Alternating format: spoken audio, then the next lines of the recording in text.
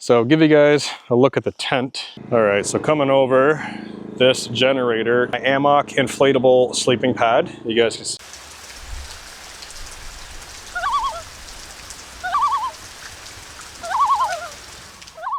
Hey, what's going on everybody? Welcome back to the channel. Today's episode is yet again another behind the scenes video on a hiking trip that I'm doing on my other channel, Lone Wolf 902. You guys have really been enjoying these, so I'm just gonna keep on rolling them out until you guys basically say enough, which I don't think is gonna happen. And let's face it, it's another extension to the other channel with loads of information. So currently it is cloudy. It is very, very ominous skies. It's hot out and it's supposed to rain, thunder, and lightning. I just parked the van. I got the generator running on the other side. I have to charge up a battery to plug into my refrigerator. So when I hike out across this lake, I can see a lake in the distance. I'm gonna hike all the way around that. I don't want my food or anything in the van that's gonna be staying here overnight to go bad. So I need to charge up the battery, get that on, and basically get that nice and cool. And I still need to pack my backpack, so let's go have a look. So I also need to take care of a little chore here. As you guys can probably see, this tire is a little bit low on air. So I've got my little air compressor. This is from a company named Hoto. It has all kinds of fittings in here. This thing is excellent. It's a chargeable pump. So basically you charge it up, USB-C, and then it has a USB port on the side that you can use as a battery bank as well. I've got the hose attachment on there right now, and I can actually, I know it's really hard for you to see, you probably can't see the screen at all, but there's a whole bunch of settings on this little guy. So I got it on car setting, and I've got it set to 38 PSI. So that's gonna bring that tire up to 38 PSI, and it'll kick off when it's done. Okay, so while that's doing its thing there, I have a small battery unit plugged into the gas generator right now. It is charging, it's about 53% right now, so it's probably gonna take an hour, likely the whole time I'm gonna be here trying to pack my things and get ready and get camera gear and all that stuff ready for my hike all the way around the lake. I'll give you guys a quick rundown on this right now. I know you guys have probably seen this before, but give you a look at what I've got going on, and then we're gonna start packing some hiking gear. All right, so coming over, this generator is the MXR 3500 from Max Speeding Rods. And for the battery unit that I've got on here right now, this is from Graycell, and this is the T1000. Great little battery unit.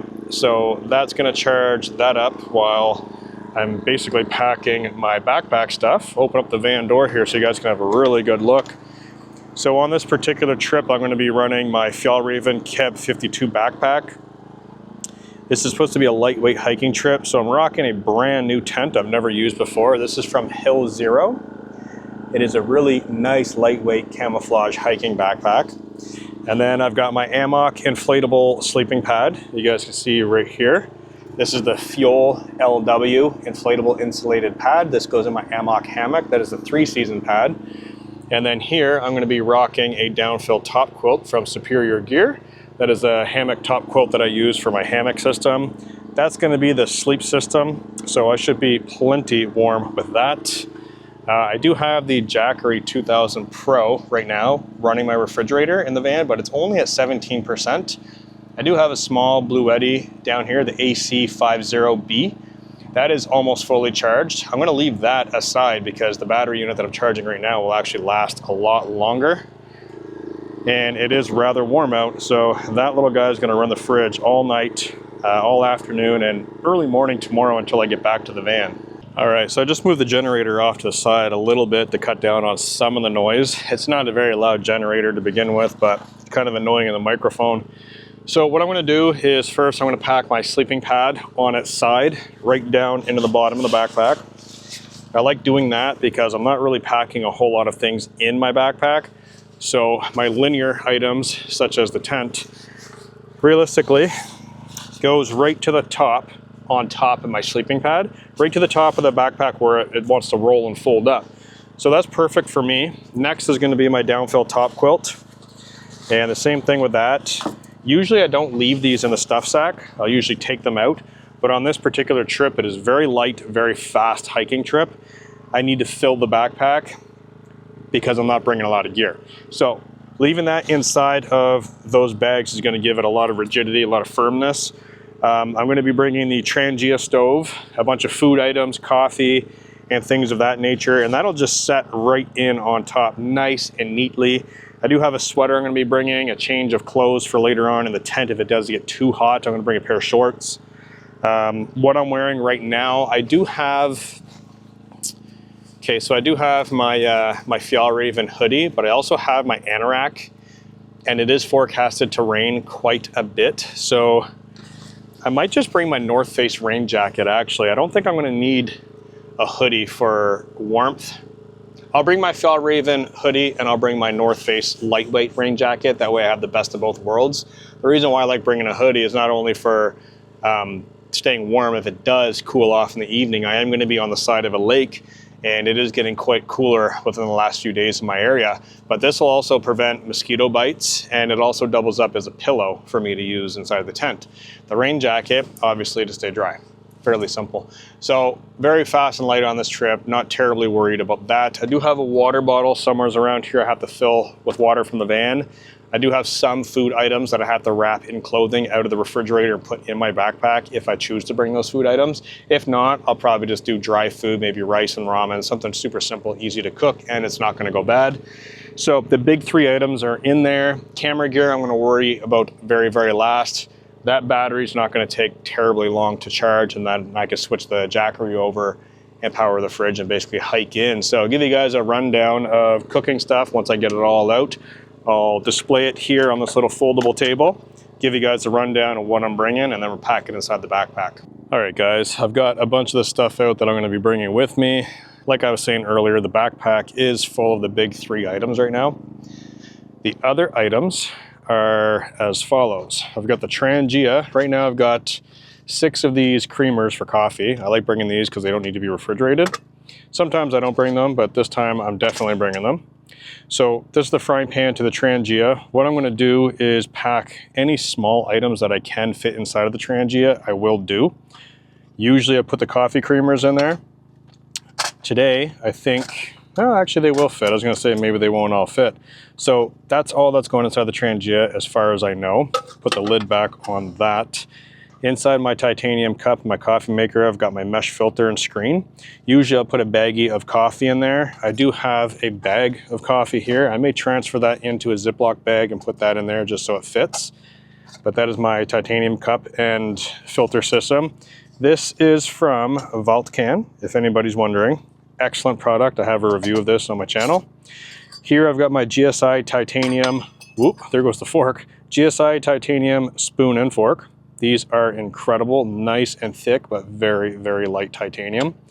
I do have a bottle of methyl hydrate, so that is not water. I keep it in this bottle, never drink out of it. Methyl hydrate for the alcohol stove and the Trangia.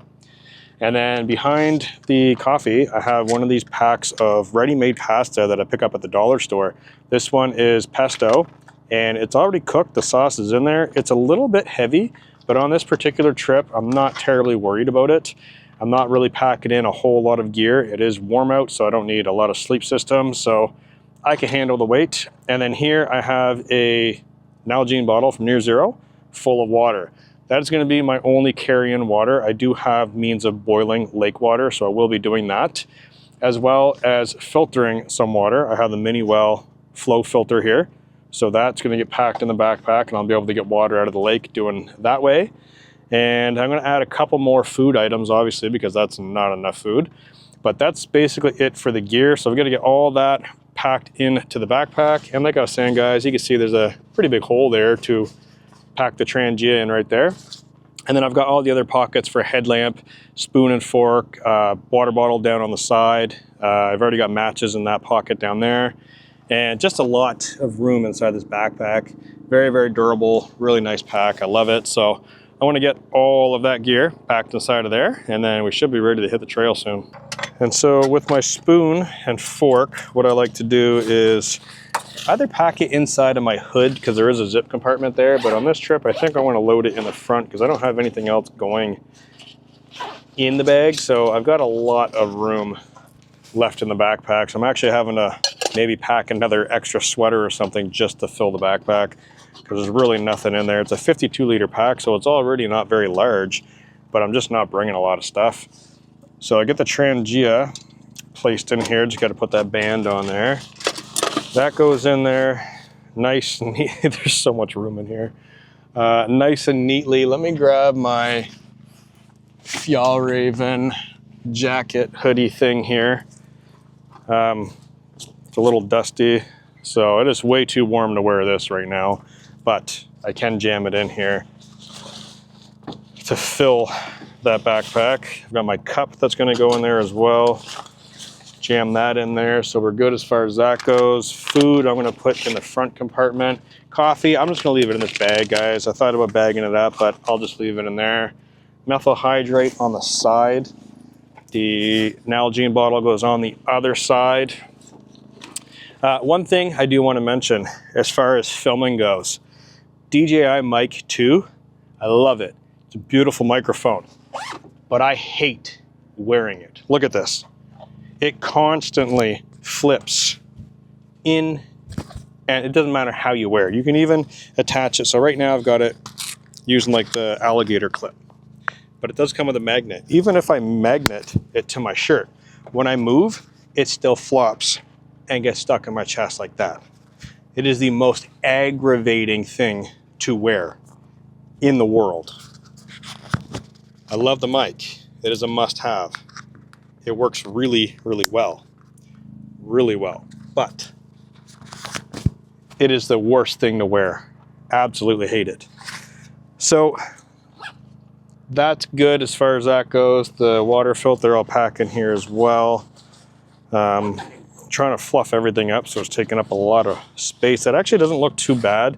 Camera gear, obviously this camera that you guys are on right now, the DJI Pocket 3, can fit anywhere in this backpack, but my main camera is going to go on my tripod, and camera batteries and stuff like that. I have a separate camera bag that I carry with me that I usually keep off camera just because I hang it on my tripod when I'm doing my shooting and stuff like that. So that will all go inside of that bag. I do have a lantern up here that's charging and a headlamp that's charging that still needs to go in here. My knife I've got on my side. I'm already wearing my pants, boots, shirt. I think that's just about it, guys. So I'm gonna finish up charging this battery and then we're gonna hit the trail. All right, guys, made it to a camp location that I'm gonna be calling home for tonight. There is some sunshine out now. So the last few hours, it's been hazy and cloudy out on that lake. And well, the sun's out now. It's getting low in the sky. It's coming up to evening. So here's a look at my camp setup for tonight. I do have a camouflage tent. This is a brand new tent. Have never used it yet. It's from Hill Zero. Beautiful camouflage pattern. It's a 2-person ultralight tent and has a removable rain fly. So it is a very, very nice tent for the winter. And it looks like it's going to be really great in the rain as well. Hopefully we get rain tonight.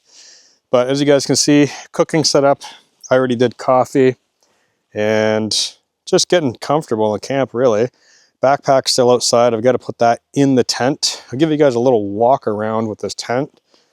2 huge vestibules, very nice. And this camo pattern is actually really interesting because they have their name in it. So right there, going vertical, it says Hill Zero. That's picking up on camera. So that's really cool. This is their own proprietary camouflage. And there it is again in the black, Hill Zero. Pretty awesome. It's got 2 kickstand vents. It's got 4 guy outs, double door construction. So yeah, pretty sweet. I also brought one of these mosquito coils, which I'm finding very, very useful today. It is still smoking. Just got to keep rotating it on this stump here. So I'm assuming this campsite that I found is part of a portage or like a pullout for canoes and kayaks, because there is a little bit of a inlet here to get in and out of the lake just behind those trees. And yeah, obviously that tree's been cut. So people have been camping here before, and this area was somewhat cleared out when I got here. So I spotted it from a distance coming through the woods and decided that's going to be home for the night. So I'll give you guys a peek inside of the tent here. I've got the tent pitched really tight right now, so coming around that corner is a little tricky on the zipper. It does work. I've just got it pitched out really tight. So having a look inside, I went with the Amok pad, as mentioned earlier, and that's the Superior Gear top quilt that I decided to bring with me today. It is also camouflage on the inside, so that's pretty awesome. We do have kickstand vents up top, which are open. Total gear loft up top, like mesh all the way around. Got some pockets down in the corners, pretty much every corner, or actually literally every corner.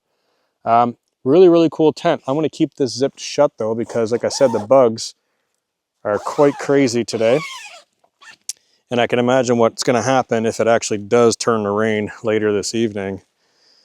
Those bugs are gonna be out like crazy. So right now, like I said, a little bit of color poking through. Beautiful.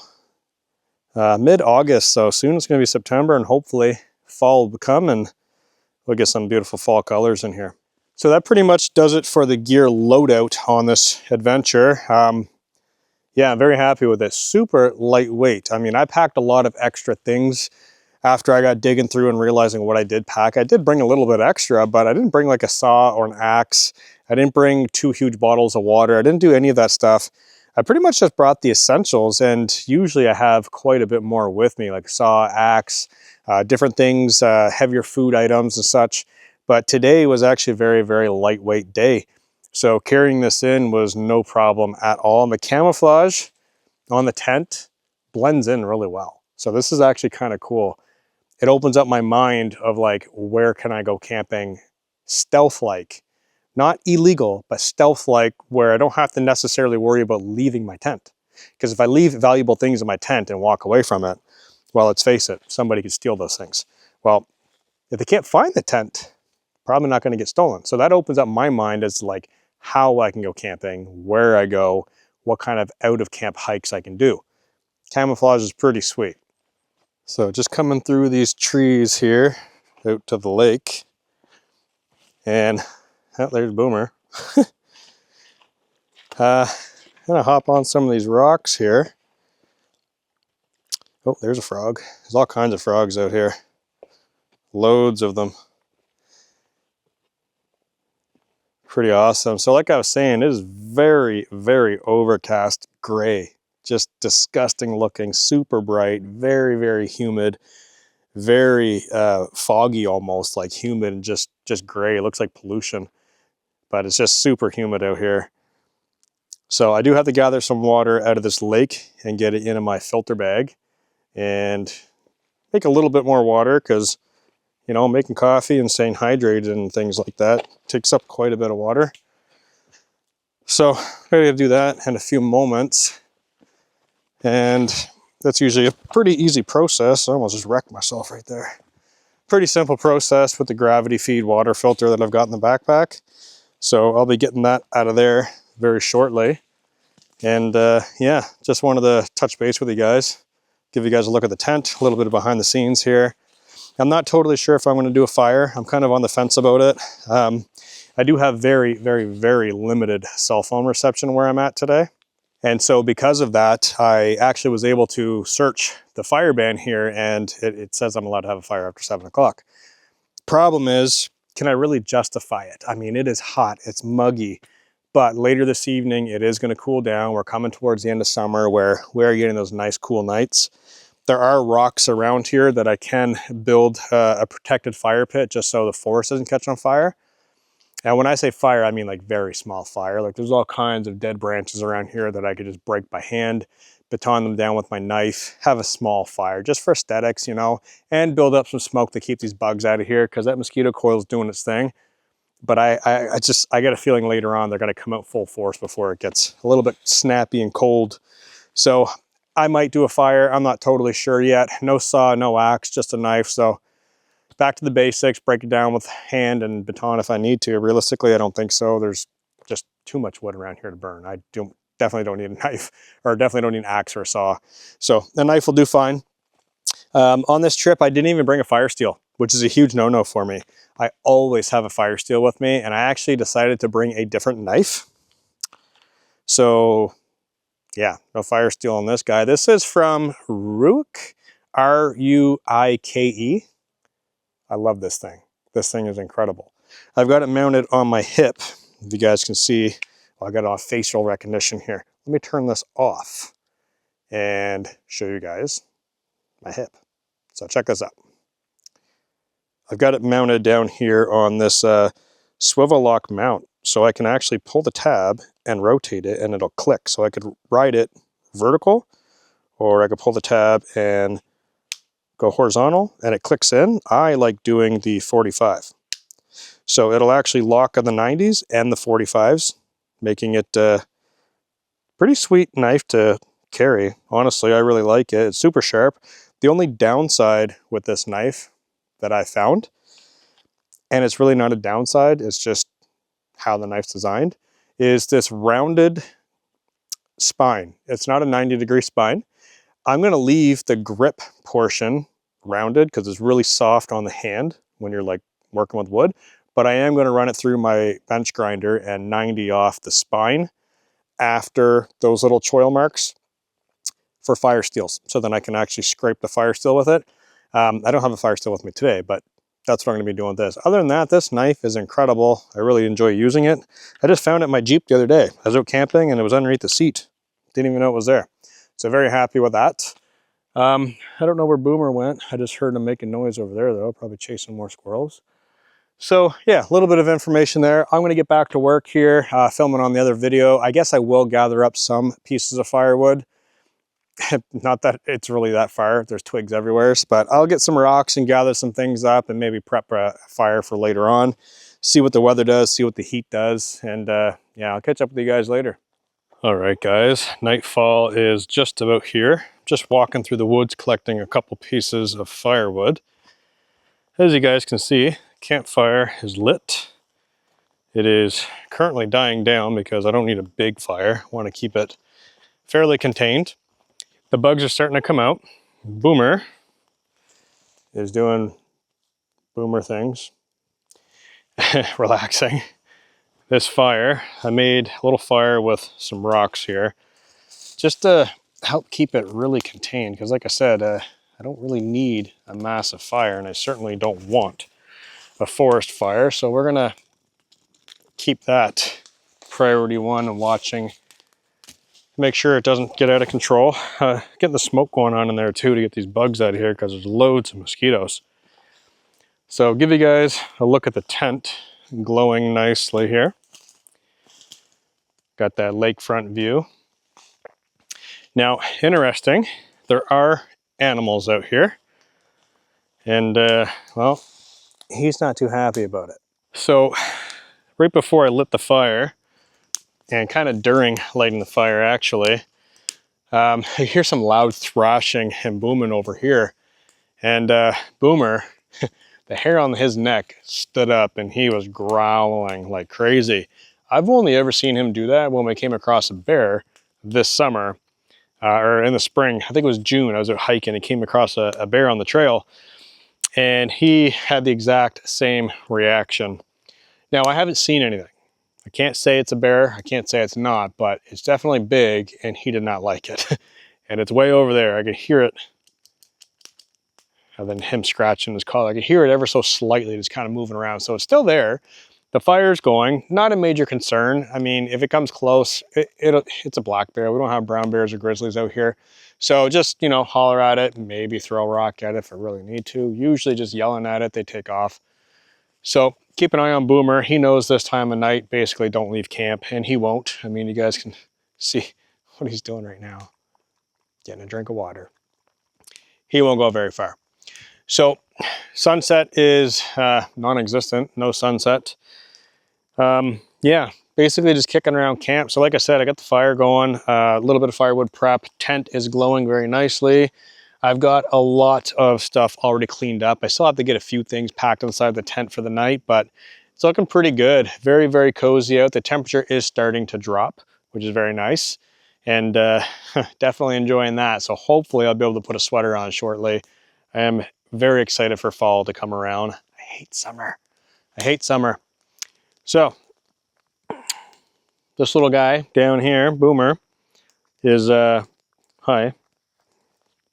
Yeah, probably gonna want inside of the tent very shortly. You wanna go in the tent? Yeah? Yeah, I think he wants to go in the tent. I'll let you in there in a minute. First, we're gonna chill out in front of the fire for a little bit. It's gonna be rather an early night. I know it looks like it's daytime up here. It's actually not. I've got the camera on night mode right now, so it's doing its Houdini magic. I don't know how it does it, but it does it. The quality of this camera is insane at nighttime. So toss another stick on here. Watch out, Boomer.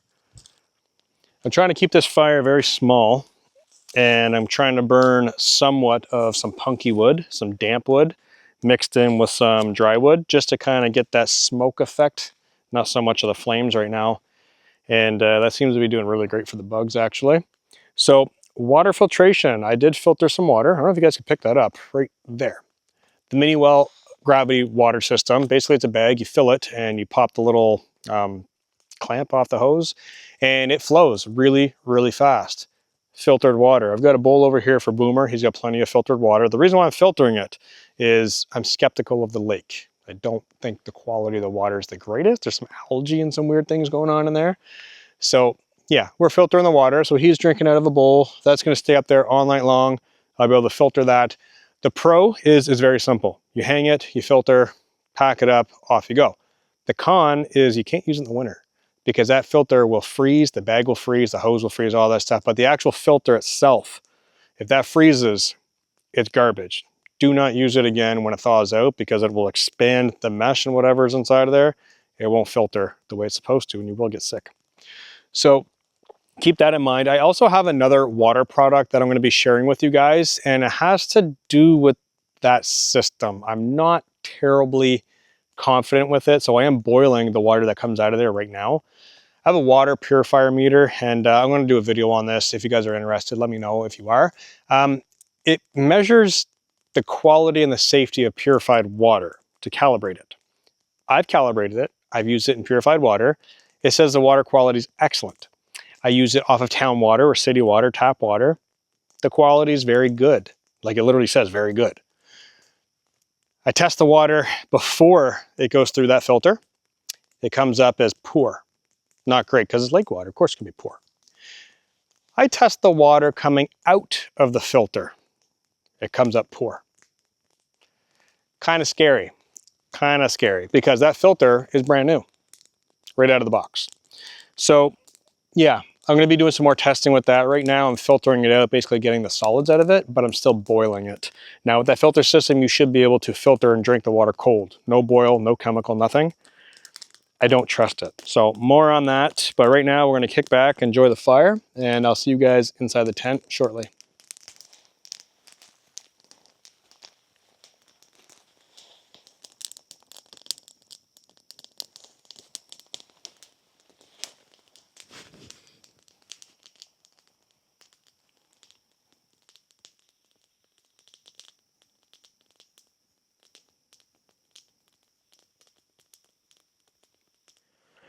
All right, guys. Whew. Inside the tent now. So this is super comfortable right now. Oh, feels good. Lay down, stretch my back out. I'm actually on a very level piece of ground right now, believe it or not. Pretty lucky. Boomer's inching his way up here towards me. Come on. Come on. Yeah, bedtime, huh? Yeah? Where are you going? I can see you. So he's doing a little bedtime shuffle thing. Yeah? Oh yeah. Okay, yep. Say hi in the microphone. Okay. So, cuddles tonight, I think. The campfire's still going right now. I do have the doors open. It is super, super nice out right now. Very cool. So this tent, I've got to say, I'm fairly impressed with it. The camouflage is not too dark. There's a lot of light transfer coming in. It's not crazy bright. It's not crazy dark. I actually really enjoy it quite a bit.